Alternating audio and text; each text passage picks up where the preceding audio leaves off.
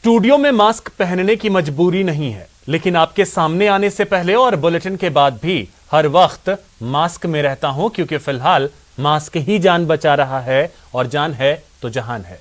नमस्कार, आप देख रहे हैं न्यूज 18 राजस्थान। आपके साथ मैं हूं अभिषेक। मास्क और सोशल डिस्टेंसिंग यही सबसे जरूरी हथियार है, क्योंकि आप सुरक्षित तो सब सुरक्षित। इसलिए मास्क पहनने और 2 गज की दूरी का कड़ाई से पालन करें, ढिलाई से नहीं। चलिए अब देखते हैं हेडलाइंस। कश्मीर पर पीएम के साथ मीटिंग से पहले फिर जागा महबूबा का पाक प्रेम, बातचीत में शामिल करने की वकालत। बीजेपी का बयान, बंदूक और बातचीत साथ साथ नहीं।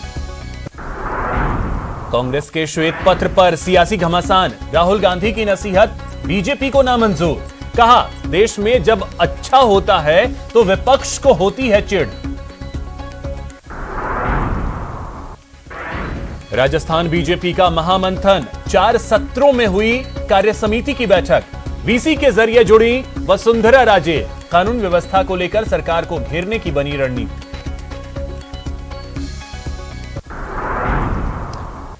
संकट काल में कांग्रेस का हाथ जरूरतमंदों के साथ। पीसीसी चीफ डोटासरा बोले, आउटरीच कैंपेन के जरिए करीब 12 लाख परिवारों तक मदद पहुंचाने का लक्ष्य।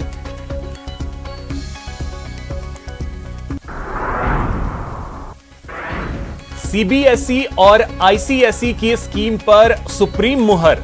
सुप्रीम कोर्ट में परीक्षा रद्द करने की याचिका नामंजूर। कोर्ट ने कहा, यह जनहित में लिया गया फैसला।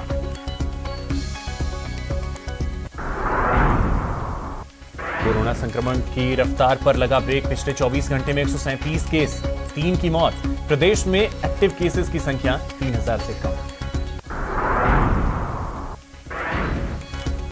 और डब्ल्यूटीसी फाइनल में पहली पारी में 249 रन पर सिमटी कीवी टीम।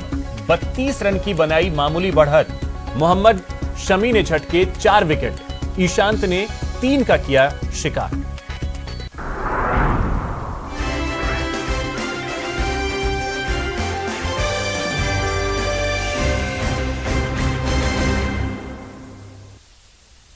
न्यूज 18 प्राइम में सबसे पहले बात कश्मीर पर 24 जून को होने वाले पीएम की बैठक की, जिसे लेकर महबूबा मुफ्ती ने फिर पाकिस्तान का राग अलापा है। वहीं बीजेपी का कहना है, बंदूक और बातचीत साथ साथ नहीं हो सकते। फिर बात होगी तीसरी लहर को लेकर राहुल के श्वेत पत्र की, जिसे लेकर सियासी घमासान मचना शुरू हो गया है। और आखिर में बात राजस्थान बीजेपी के महामंथन की, जहां कानून व्यवस्था को लेकर सरकार को घेरने की रणनीति बनाई गई। इन खबरों के साथ और भी बड़ी खबरों पर विस्तार से बात करेंगे, लेकिन सबसे पहले एक नजर प्राइम 25 पर। राष्ट्रवादी कांग्रेस पार्टी सुप्रीमो शरद पवार के नई दिल्ली स्थित आवास पर विपक्षी दलों की महत्वपूर्ण बैठक हुई। शरद पवार की अगुवाई में हुई इस बैठक में दिल्ली की सत्ताधारी आम आदमी party, RJD, Trinamool Congress, national conference समेत विपक्षी दलों के कई शीर्ष नेता मौजूद रहे। शरद पवार के घर पर विपक्षी दलों की हो रही बैठक पर बीजेपी की सांसद मीनाक्षी लेखी ने तंज कसा है। उन्होंने कहा कि इस तरह की घटना उन नेताओं के द्वारा किया जाता है जिनको लोगों ने नकार दिया है। फारूक अब्दुल्ला पीएम की तरफ से बुलाई गई बैठक में शामिल होंगे। अब्दुल्ला ने कहा कि अभी तक बैठक का कोई एजेंडा तय नहीं है। उन्होंने कहा कि हम बैठक में अपनी बात रखेंगे। पीएम की बैठक से पहले महबूबा मुफ्ती ने पाकिस्तान के साथ बातचीत का राग अलापा है। बैठक के बाद महबूबा मुफ्ती बोली, तालिबान से बात हो सकती है तो पाकिस्तान से क्यों नहीं। यूपी बीजेपी में मचे घमासान के बीच सीएम योगी 4.5 साल में पहली बार डिप्टी सीएम केशव प्रसाद मौर्य के घर पहुंचे। केशव मौर्य के घर संघ के पदाधिकारी भी मौजूद रहे। यूपी में धर्मांतरण मामले में सीएम योगी आदित्यनाथ ने सख्ती दिखाई है। सीएम योगी ने आरोपियों पर रासुका लगाने का आदेश दिया है। इसके अलावा उन्होंने आरोपियों की संपत्ति जब्त करने के भी निर्देश दिए हैं। लोकसभा स्पीकर ओम बिरला ने अखिल भारतीय पीठासीन अधिकारियों के साथ बैठक की और कहा कि केंद्र राज्य के सदन की कार्यवाही एक प्लेटफॉर्म पर लाई जाएगी। जयपुर में राजस्थान बीजेपी कार्यसमिति की बैठक आयोजित की गई। 4 सत्रों में हुई इस कार्यसमिति की बैठक में कानून व्यवस्था को लेकर राज्य की कांग्रेस सरकार को घेरने की रणनीति बनी। बैठक में राजे, पूनिया, अरुण सिंह सहित वरिष्ठ नेता शामिल हुए। देश में कोरोना के डेल्टा प्लस वेरिएंट के 22 मामले हैं। स्वास्थ्य मंत्रालय ने इसे लेकर महाराष्ट्र, मध्य प्रदेश और केरल को पत्र लिखा है। स्वास्थ्य मंत्रालय ने कहा है कि डेल्टा वेरिएंट इस समय 80 देशों में है। भारत की स्वदेशी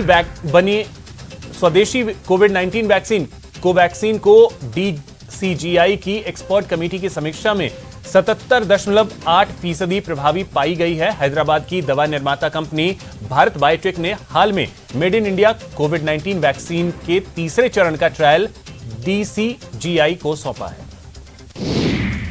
कोरोना मामलों में लगातार गिरावट दर्ज की जा रही है। देश में 90 दिनों बाद 50,000 से कम नए मामले सामने आए। पिछले 24 घंटे में 42,640 नए केस सामने आए और 1,167 लोगों की मौत हुई। वहीं एक दिन में 81,839 लोग ठीक हुए।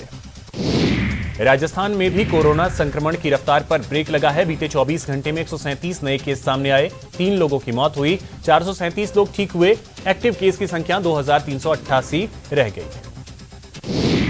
कांग्रेस के पूर्व अध्यक्ष राहुल गांधी ने कोरोना की तीसरी लहर को लेकर मोदी सरकार को कुछ सुझाव दिए हैं। उन्होंने कहा कि पूरा देश जानता है तीसरी लहर आएगी, इसलिए जो भी गलतियां हुई हैं उन्हें दुरुस्त करना होगा।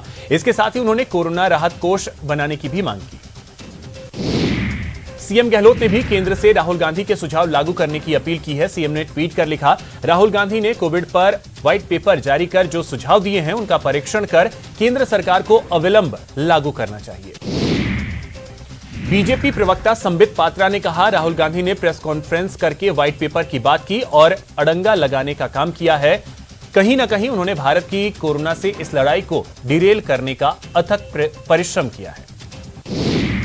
सीएम गहलोत ने खान एवं भू विज्ञान विभाग की समीक्षा बैठक की, जहां सीएम ने अधिकारियों को निर्देश दिए कि खनिज क्षेत्र के विकास के लिए नई खनिज नीति जल्द तैयार की जाए ताकि इस क्षेत्र में निवेश एवं कार्य करने में अधिक सुगमता हो।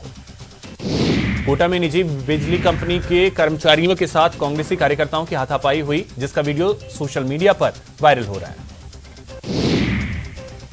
दौसा में 5 से 6 बदमाशों ने एक पुजारी पर लाठी डंडों से हमला कर दिया, जिसका बांदीकुई अस्पताल में इलाज जारी है। वहीं पुलिस आरोपियों की तलाश कर रही है। करौली में 2.5 साल की मासूम से दुष्कर्म का मामला सामने आया है। मासूम की मां ने मासूम के पिता पर ही दुष्कर्म का आरोप लगाया और महिला थाने में प्राथमिकी दर्ज करवाई। पुष्कर में मासूम की रेप के बाद हत्या के मामले में पुलिस को बड़ी कामयाबी हाथ लगी है। पुलिस ने कुछ ही घंटों में मुख्य आरोपी सुरेंद्र को गिरफ्तार किया। चूरू पुलिस ने वारदात से पहले हत्या की साजिश बेनकाब की और 3 बदमाशों को गिरफ्तार किया है। साथ ही एक पिस्टल, 9 जिंदा कारतूस और 2 मैगजीन बरामद की। टोंक में एक शातिर चोर ने मुख्य बाजार में भीड़भाड़ के बीच ही एक बाइक चोरी करके फरार हो गया। सीसीटीवी फुटेज के आधार पर पुलिस चोर की तलाश में जुटी। दौसा के लासोट में एसीबी ने बड़ी कार्रवाई करते हुए रिश्वतखोर पटवारी को गिरफ्तार किया। आरोपी पटवारी विक्रम सिंह राठौड़ को 25,000 की रिश्वत लेते हुए गिरफ्तार किया गया। सुप्रीम कोर्ट ने कक्षा 12वीं के एवरेज मार्किंग स्कीम के खिलाफ दर्ज सभी याचिकाओं को खारिज कर दिया है। साथ ही कहा कि सीबीएसई और आईसीएसई की स्कीम सही और वाजिब है। भारत और न्यूजीलैंड के बीच वर्ल्ड टेस्ट चैंपियनशिप के फाइनल का आज 5वां दिन है। भारत के 217 रनों के जवाब में न्यूजीलैंड की पहली पारी 249 रनों पर सिमट गई। जम्मू कश्मीर के मसले पर 24 जून को सर्वदलीय बैठक होने वाली है और इससे पहले पीडीपी चीफ महबूबा मुफ्ती ने अपने बयान से राजनीतिक माहौल को गरमा दिया है। महबूबा ने पाकिस्तान से भी बातचीत की वकालत की, जिस पर बीजेपी ने इसे सिरे से नकार दिया।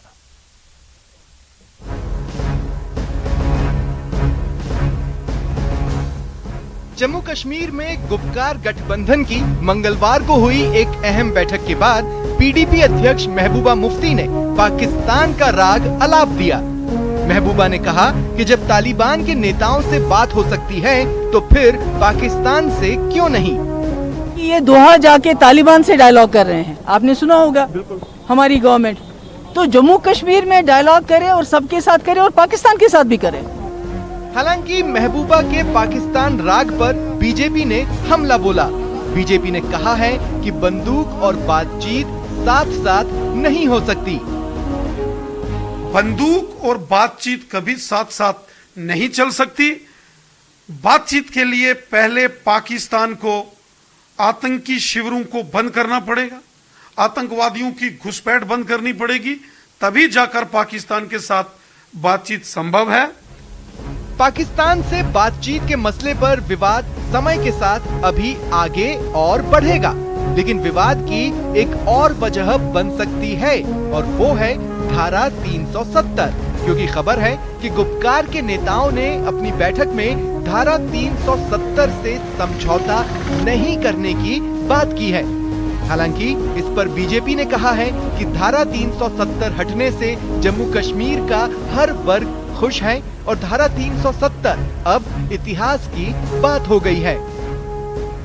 आज जम्मू कश्मीर का बच्चा बच्चा इस बात को लेकर प्रसन्न है कि माननीय प्रधानमंत्री नरेंद्र मोदी साहब ने खुले मन से और बड़े मन से जम्मू कश्मीर के लोगों की सेवा की है।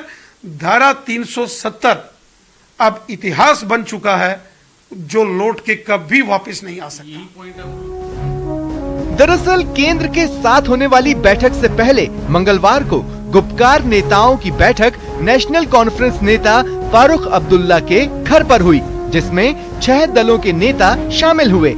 इस बैठक में सभी नेताओं ने प्रधानमंत्री नरेंद्र मोदी के साथ होने वाली बैठक में शामिल होने की हामी भरी। बता दें, केंद्र सरकार की ओर से बातचीत के लिए जम्मू कश्मीर के कुल 16 नेताओं को न्योता भेजा गया है। बैठक 24 जून को होगी, लेकिन बैठक से पहले महबूबा मुफ्ती ने अपने बयान से विवाद खड़ा कर दिया। Bureau report, news 18 network.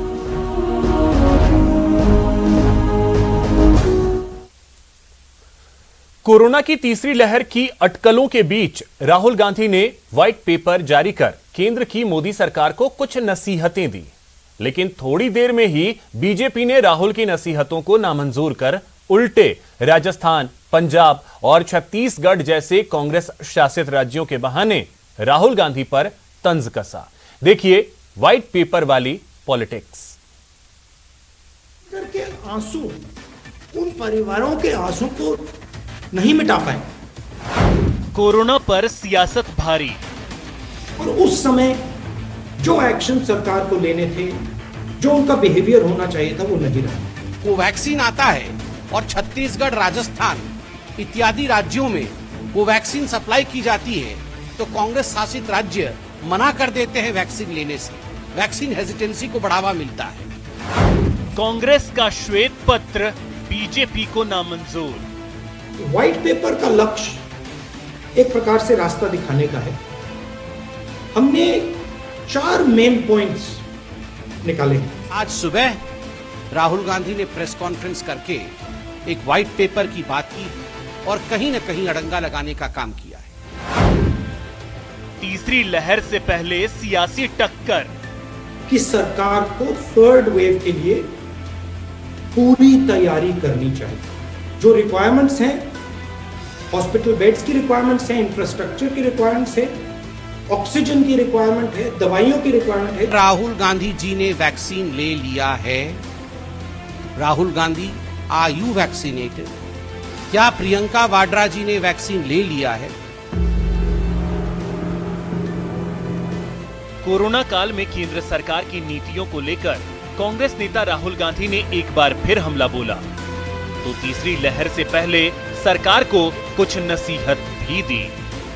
Rahul ने कोरोना पर श्वेत पत्र के जरिए सरकार को 4 सलाह दी, लेकिन बीजेपी को राहुल की नसीहत मंजूर नहीं दिखती। राहुल का आरोप है कि केंद्र सरकार हमारी सलाह का पहले मजाक बनाती है और फिर उसी पर काम करती है। तो बीजेपी राहुल को वर्चुअल राजनीति छोड़ जमीन पर उतरने की सलाह दे रही है। मनमोहन सिंह जी ने आपसे वैक्सीनेशन पर सुझाव दिए थे, आपने उनका मजाक उड़ाया, आपने अपने मंत्री से उन पे अटैक करवाया और फिर 2 महीने बाद जो उन्होंने कहा आपने करना पड़ा। जो हमने पहले आपसे कहा था कि सेंट्रलाइज तरीके से आप नहीं कर सकते हो, आपने मजाक उड़ाया, फिर 2-3 महीने बाद आपने उस बात को एक्सेप्ट किया। तो ओपन माइंडेड तरीके से यह काम करना है। कब तक ये वर्चुअल प्रेस कॉन्फ्रेंसेस करेंगे? कभी रियल काम तो करिए। कभी कांग्रेस शासित राज्यों में जाइए और वहां किस प्रकार की परिस्थिति है, वहां कैसे वैक्सीन प्रॉफिटियरिंग हो रहा है पंजाब में, वहां किस प्रकार से वैक्सीन वेस्टेज हो रहा है राजस्थान में, किस प्रकार से वैक्सीनेशन सही तरीके से नहीं हो रहा है छत्तीसगढ़ में। आप वर्चुअल से निकल करके रियल ग्राउंड में जाके समीक्षा करिए राहुल गांधी जी। राहुल गांधी ने कोरोना की दूसरी लहर में केंद्र की नीतियों को विफल करार दिया। खासकर ऑक्सीजन की कमी के कारण हुई मौत को लेकर केंद्र को घेरा। तो बीजेपी ने कांग्रेस शासित राज्यों में कोरोना के बदतर हालात का ठीकरा राहुल गांधी पर फोड़ा कि अगर आप नीडलेस डेथ को देखें, जो लोग जिनको मरना नहीं चाहिए था, जिनको सपोर्ट मिल जाता तो नहीं मरते, उसका सबसे बड़ा कारण ऑक्सीजन लिमिटेशन, कि हम उनको सही टाइम पे ऑक्सीजन नहीं दे सकते। सबसे ज्यादा फैटेलिटी कांग्रेस शासित राज्य में, सेकेंड वेव आरंभ होता है कांग्रेस शासित राज्य में, सर्वाधिक पॉजिटिविटी कांग्रेस शासित राज्य में, वैक्सीनेशन होता नहीं है कांग्रेस शासित राज्य में, और ऊपर से व्हाइट पेपर आप हमें दे रहे हैं। राहुल गांधी व्हाइट पेपर छाप करके, वर्चुअल में से निकल करके रियल में आप अपने राज्यों में जाइए और उन्हें ये आंकड़े दीजिए। बहरहाल देश कोरोना की दूसरी लहर से निजात पाने के करीब पहुंच चुका है, लेकिन खतरा बरकरार है।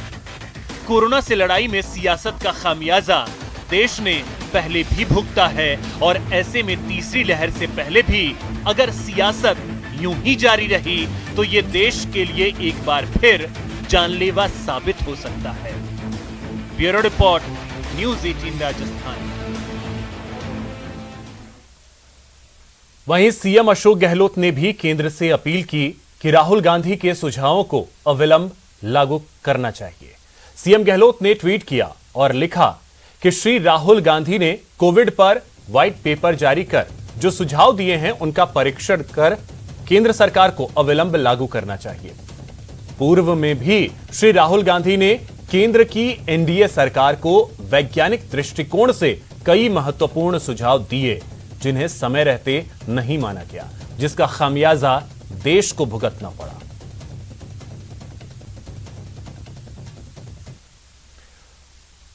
प्रदेश बीजेपी में सीएम चेहरे को लेकर चल रही खींचतान के बीच पार्टी ऑल इज वेल के संदेश तो दे रही है, लेकिन प्रदेश कार्य समिति की बैठक में गहलोत सरकार पर हमलावर बीजेपी की आपसी खेमेबाजी भी सामने आ गई।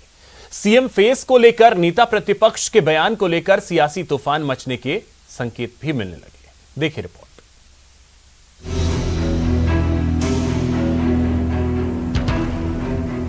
सामान्यतः अभी मुख्यमंत्री बनाने का सीजन आ गया क्या? अभी कोई चुनाव की स्थिति आ गई क्या? चुनाव होती तब भी पार्टी तय करती कि इसके नेतृत्व में अगला चुनाव लड़ेंगे। बीजेपी प्रदेश कार्यकारिणी की बैठक में राजनीतिक प्रस्ताव तो गहलोत सरकार को लेकर पेश हुए, लेकिन गहलोत सरकार की आलोचना के बीच बीजेपी की खींचतान भी तब सामने आ गई, जब नेता प्रतिपक्ष गुलाब चंद कटारिया ने सीधे तौर पर कह दिया कि बीजेपी में सीएम का चेहरा व्यक्ति नहीं, पार्टी तय करती है। ये सीधे तौर पर वसुंधरा राजे के समर्थन में बयान दे रहे पार्टी के नेताओं को संदेश था कि बीजेपी में संगठन ही सर्वे सर्वा होता है। ऐसा कभी जो प्रदेश अध्यक्ष है वही जाकर के मुख्यमंत्री बना, ऐसी घटनाएं बहुत कम होती है। कई बार दूसरा जो भी पार्टी तय करती है, पार्लियामेंट्री बोर्ड तय करता है। हमारे यहाँ व्यक्ति तय नहीं करता है, हमारे यहाँ समूह तय करता है। दोनों में अंतर है। वहाँ एक लीडर तय कर देता है कि यस इस परिवार का ये कह दिया, वो हमारे यहाँ नहीं होता। बीजेपी की बैठक में कोरोना को लेकर गहलोत सरकार की नीतियों को विफल करार दिया गया। नेता प्रतिपक्ष बोले कि गहलोत सरकार काम कम, राजनीति ज्यादा करती है। मेरे हिसाब से 3 महीने में 1 करोड़ 5 लाख वैक्सीन आपको मिली थी, उसमें से केवल आपने 57 लाख वैक्सीन लगाई। इसका मतलब लगभग 53-54%। अगर ये सारी वैक्सीन जो आपको मिल चुकी थी, जो फ्री की थी, अगर 1 करोड़ 5 लाख लगाते तो शायद सेकंड जो अटेम्प्ट आया उसमें थोड़ा बहुत राजस्थान को बचाया जा सकता था। गलती आपने की, दंड दूसरों। प्रदेश की सियासत को लेकर प्रदेश अध्यक्ष सतीश पूनिया ने भी तंज कसा और कहा कि 99 की पार वाली सरकार ज्यादा दिन तक नहीं चल सकती। मुझे लगता है कि जिस दिन भी मंत्रिमंडल का विस्तार होगा, जिसकी संभावना कम है, होगा तो भी, नहीं होगा तो भी, और जो सियासत अभी चल रही है बीएसपी और इंडिपेंडेंट्स के आधार पर, वो सियासत भी बहुत लंबी चलने वाली नहीं है। और इस तरीके से नैतिक रूप से कमजोर हो चुकी सरकार, जिसको मैंने कहा था कि 99 से शुरू हुई थी, 99 के फेर की सरकार बहुत लंबी चलती नहीं है। बैठक में पास प्रस्ताव में अपराध को लेकर सरकार को घेरा गया तो युवाओं को धोखा देने के भी आरोप लगाए गए। रोजगार पर सरकार की कथित वादा खिलाफी पर जमकर खरी खोटी सुनाई गई। प्रदेश कार्यकारिणी की बैठक में ऑल इज वेल के संदेश देने की भरसक कोशिश हुई। हालांकि नेताओं के बयानों में आपसी तलखे भी साफ दिखी। Babulal Dhayal, news 18, Rajasthan. Network 18 Federal Bank Sanjeevani गाड़ी भारत के कोविड प्रभावित जिलों में जा रही है। वैक्सीन के लिए जागरूकता फैलाने की हमारी इस मुहिम को आप भी अपना सहयोग दीजिए। चलिए आपको दिखाते हैं संजीवनी गाड़ी अब तक कहां-कहां गई और आज कहां है।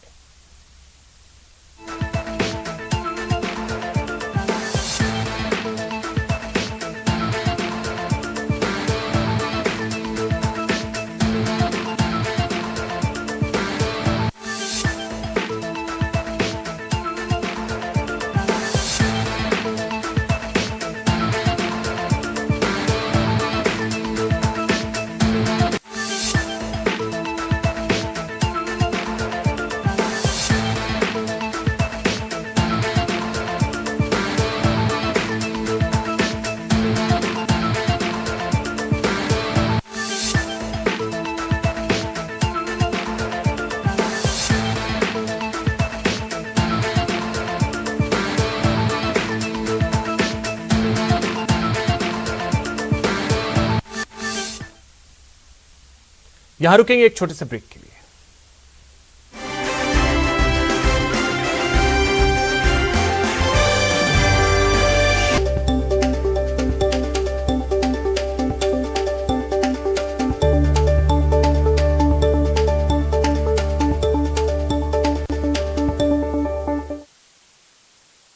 ब्रेक के बाद आपका स्वागत है।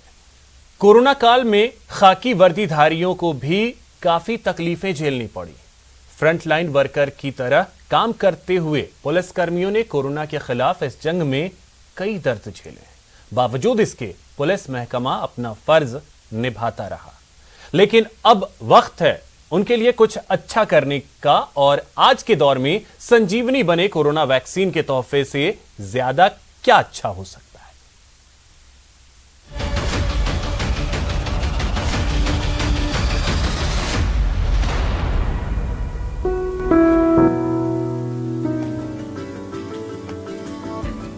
जब दुनिया घर में आराम फरमाती है तब भी पुलिस अपना फर्ज निभाती है, लेकिन जब बात घर वालों के सुरक्षा की आती है तो कोरोना काल में उनकी नजर भी कोरोना के खात्मे के लिए बने टीके पर आकर ठहर जाती है। जी हाँ, पुलिस वालों की इसी तकलीफ को भांपते हुए मुंबई के बांद्रा में पुलिस कर्मियों के परिवार के लिए टीकाकरण का कैंप लगाया गया और पुलिस वालों के तकरीबन 500 परिजनों का निःशुल्क टीकाकरण किया गया। Finally I am vaccinated. मुझे बहुत अच्छा लगा क्योंकि मैं अभी कोरोना की इस पैंडेमिक सिचुएशन में मैंने वैक्सीन ले लिया। सो मुझे बहुत अच्छा लग रहा है, पता ही नहीं चला, पेन भी नहीं हुआ। So I am fit and fine. Rizvi college का थैंक्स पहले, क्योंकि पुलिस फैमिली के लिए उन्होंने ये सब अरेंजमेंट किया है और ओनली फॉर पुलिस। और जो हम लोग ड्यूटी करते तो घर पे जाते तो फिर थोड़ा सा हमको डर लगता था कि, लेकिन अभी जब बच्चे मेरे अभी वैक्सीनेट हो गया तो कोई अभी डर नहीं है। पुलिस कर्मियों के परिजनों के लिए चलाए गए स्पेशल वैक्सीन ड्राइव में शिवसेना सांसद राहुल शेवाले समेत help yourself foundation, Rizvi education trust और साई अस्पताल की टीम ने महत्वपूर्ण भूमिका निभाई। बांद्रा के रिजवी कॉलेज में आयोजित किए गए इस टीकाकरण अभियान में तकरीबन 500 से ज्यादा लोगों को निःशुल्क टीका दिया गया। काफ़ी थैंकफुल हूँ इनको मैंने अभी ऊपर भी देखा। इनका काम एजुकेशन फील्ड में तो बहुत ही वंदनीय है। अगर आप इनकी लाइब्रेरी देखो, इनकी कॉलेज देखो, जितने बच्चों को इन्होंने पढ़ाया है, इनकी स्कॉलरशिप, तो वो तो है ही, लेकिन जब ऐसे कामों में ऐसे ट्रस्ट आगे आते हैं, डॉक्टर ऋषि साहब आगे आते हैं।